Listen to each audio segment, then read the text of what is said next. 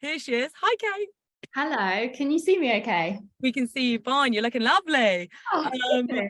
it's so good to hear from you. So good to finally meet you. Kate and I have been on the phone a number of times about various different articles that she's been writing, and we've never actually met kind of face to face.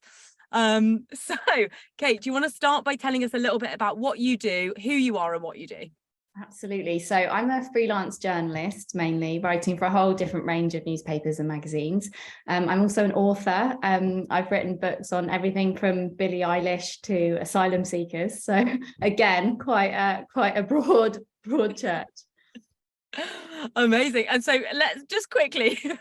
So, what's the author bit about? So, how come you've written such a wide spectrum of things? Yeah, I mean, I guess my writing has always covered lots of different topics. I mean, that's definitely not the case for all journalists. You know, some of them really have a niche, you know, they only write about interiors or they only write about music. But I've always had really varied interests. And so yeah, I think it's been quite nice to kind of have that variety. It means that every day is different. It really does keep me on my toes. And my favorite projects are ones that I know absolutely nothing about to start with, and then it's kind of a learning process for me as well. Oh, I love that continuous learning. It's such a stimulation. And also so good to kick off with the broad range of things that you can write about. I mean, fantastic. Okay, so let's delve more into your own career history. So I want to know more about who you were at school. What did you enjoy? What did you not enjoy? When you left school, what did you do? And then how did you find your first steps into journalism or, you know, the writing industry? Yeah, so I always loved reading, especially like magazines and books, and I kind of did a little bit of writing as well. But the idea of being a journalist, kind of for a job, just like I didn't know anyone that was a journalist. It sounded like saying you wanted to be a pop star or something like that. You know, it just didn't seem like a realistic option. But you know, I always was passionate about reading and literature and writing. So I did that at school, and I went on to do that at university. And it was there that I kind of got a bit involved with the student paper, and I kind of started thinking, oh, like maybe there's an option for me to turn this into a career. So when I was at university, I did a lot of work experience and internships, and I was really just kind of emailing anyone and everyone and coming in to kind of make tea and do those kind of jobs. But I was like, wow, this is so fun. I can't believe people get paid for this. I'd love to turn this into a career. But everyone was kind of saying to me, oh, it's really competitive and it's very difficult to get into. But I did have one amazing encounter when I was in my last year of university with someone that had been to my uni, and she kind of came and gave a talk a little bit like I'm doing now. And she said, look, there's nothing to stop you pitching ideas. You know, if you have a good idea, you could just email an editor. And I was like, what? Is that even allowed? So I actually started doing that in my last year of uni, and I couldn't believe that some replied, and that I actually started getting some articles published. And even though it was like just really short things, really small pieces, it kind of gave me a bit of hope that could be something I could do. And then I got my first job on a teen girls magazine called Sugar, What? and absolutely loved it. Yeah, exactly. Which many women of a certain age still go nuts for. So yeah, it was really fun. And I was just kind of making tea and kind of being a bit of an assistant to the editor, but doing these bits of writing and getting to interview pop stars and all this kind of fun stuff. And then my next job was at the News of the World. So, you know, complete polar opposite to sort of sweet, like safe teen girl mag, to like, you know, very like hard hitting journalism. And then from there, I kind of worked at a whole range of papers and magazines, The Independent, Marie Claire, Grazia. And then decided to go freelance about 10 years ago now. So that means that I can just kind of write for whoever and whenever, really. Oh my goodness me. I mean, what an amazing, first of all, the tenacity, which is amazing, of just, you know, emailing the editors and then actually getting, you know, stuff commissioned. That's really cool. Like, and that's a really good lesson for so many people watching, that actually, if you put yourself out there, you absolutely will get the results, right? Yeah, I mean, I think it's really important to remember that the editors on newspapers and magazines are crying out to hear from people from underrepresented backgrounds, or younger people who are maybe really tapped into these trends that we're all reading about on TikTok or wherever it is. So they'd absolutely love to hear from someone that's like spotted this kind of niche random thing, whatever it is that you're passionate about, or maybe it's someone you know who's got a really good story. You know, if you've found something that no one else has spotted and you email an editor, you know, they're going to bite your hand off for that. So I just didn't really realize that was like even allowed. You know, I didn't realize that I had permission to email someone in that way. And definitely, you know, didn't really have much confidence in my writing or my journalism skills. You know, I never trained as a journalist, so that was a big thing I had to get over as well. But you know, absolutely, especially now, you know, the world has never been more open and available for you to do that. You know, you could find someone on Twitter, you can find them on Instagram, and just, you know, say, hey, look, I've spotted this thing. Do you think I could write something for you? It's really easy. Absolutely. And if you don't get a response from one, just send out 10 more and you'll probably get a response, right? It's a number. Exactly. It's a numbers game a bit, and you do have to have a little bit of a thick skin as a writer, because you know you do pitch things and they get rejected, and you do spend a long time crafting something and it gets edited, or sometimes the piece doesn't run at all. So that's something that you do have to kind of get used to. Okay, so that's important to know, you know, get used to rejection or expect it to a degree as well. Yeah. Um, and so and you do other things as well, like you're across multiple different mediums, is that right? Yeah, well, I'm trying. Yeah, I have a podcast as well. Kind of started to move a little bit more into broadcasting and writing for TV and things like that. And I think that's the great thing about a career in writing, is that you kind of have this skill, but you can apply it in so many different ways. And you know, that's the other thing to say as well, is that you know, sometimes I'm doing really glamorous assignments, and then other times I'm doing kind of like copywriting for, you know, brands that maybe, you know, aren't so cool, but you know, they're paying the bills. So I think it's, you know, good to kind of be able to have a blend of both. And you must have accumulated an amazing like network of other journalists, you know, the publishing, you know, businesses, you know, like you were saying, brands that you work for as well. Tell us a bit more about the networking side of things that you have to do.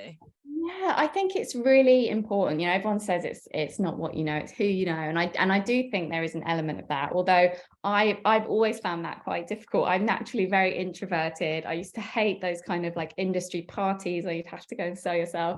So I think it's more about just having kind of natural relationships with people that you kind of do develop just as your kind of career goes along, and really kind of like fostering those. And yeah, I think, you know, any chance that you get to kind of meet people in person, be that, you know, taking them for a coffee or just like random meetings that you might have with people who are interesting, it's just good to kind of, yeah, nourish those relationships. Also, like networking online is quite a big thing, isn't it, for I guess kind of the writing community? Everyone seems to be on Twitter, is that right? Yeah, it's an interesting one. A lot of journalists use Twitter a lot, and I'd say that I am on there a fair bit. It's a very useful tool for me, especially for trying to find like people to interview and things like that. But Instagram too. I mean, it depends what kind of area of journalism you're into. If you're into more kind of like lifestyle journalism or anything to do with like fashion or beauty or travel, I'd say Instagram is really important. And of course, the way it is now is like, you know, you almost have to kind of see yourself, especially if you're freelance, you have to see yourself as the brand. So, you know, I kind of have to think about how I'm publicizing my articles across different mediums in that way too. That makes sense. Okay, so what advice would you give to young people who are thinking about a career in journalism and, you know, I guess kind of bearing in mind that personal branding element of it that you just said? What do you think young people can do now to start preparing themselves potentially for a career in your sector? Yeah, I think read a lot. I'm always kind of surprised when I have students email me, and this is when I used to be a commissioning editor on a newspaper, and they'd say, "Oh, like I've got an idea, and I'd say, oh, okay, what section do you think it could be in? And it would kind of transpire that they'd never read the paper that Oh, they were pitching to. So I think read really widely, read different, different newspapers, different magazines, different websites, find writers that you love and kind of follow them and see what they're up to and ask them for advice.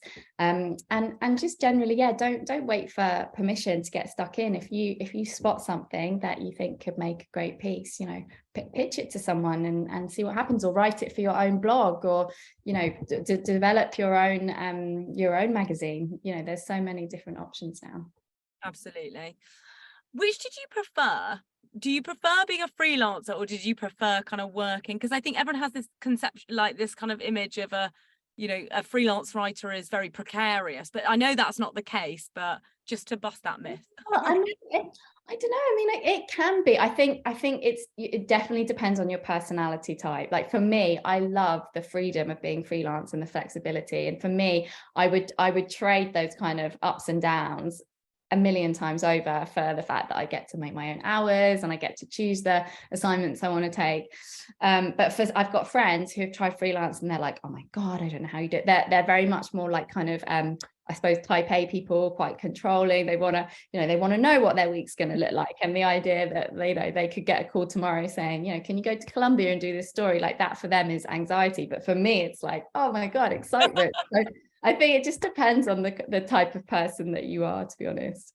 And is that actually does happen? People do call you that last minute and they're like, you need to go to a different country. Yeah, absolutely. Especially, I mean, I have a daughter now, so it's not as easy for me. But yeah, like back in the day when I was doing a lot of travel writing, I would just get a call, someone's dropped out. Can you go to Iceland? Can you go to Colombia? And I just have to like pack a bag with a few hours notice sometimes. And I think that's another great piece of advice, is to say yes to every opportunity that you can, because you never know where it's going to lead or what will happen. Worst comes to the worst, you just have a great story to tell. So it's never a bad thing, even if it's terrible.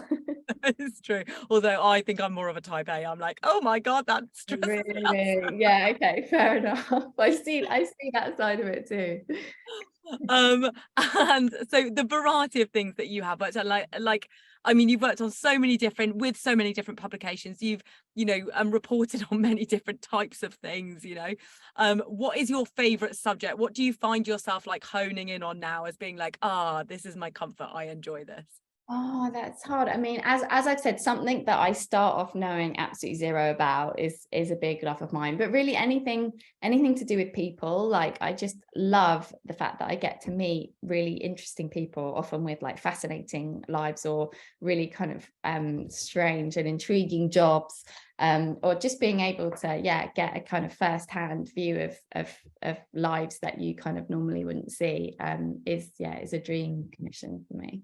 Yeah, that does sound great. Yes, it's nice to have the variety as well. Like, I mean, you love things because you don't get to do them all the time, right? So I think that's the case. And if I was just like always doing the hotel reviews or always doing the celebrity interviews, I have had times in my career when you kind of get known for something and then people kind of are a bit lazy and they sort of just think of you for the same stuff. And so, I kind of have felt like it can get quite repetitive. So that's why I think it's great to not pigeonhole yourself too much if you can. amazing. Well, Kate, thank you so much for joining us. This has been so interesting. I also love the fact that you were inspired by someone, in this similar format, like you were saying, and you're passing on the same advice to the next generation. It's so wonderful. It's so full circle. Yeah, because I saw like firsthand like the impact that can have, someone that kind of feels relatable saying just do it. So yeah, just do it. So I think Email that editor. You will absolutely be able to get a piece published, build that portfolio. Thank you so much, Kate. It's been so lovely chatting to you. Great story. You are working on some really cool stuff. And I'm sure everyone here is very inspired to pursue a similar career path. I hope so. Thank Thanks you so much. All right then.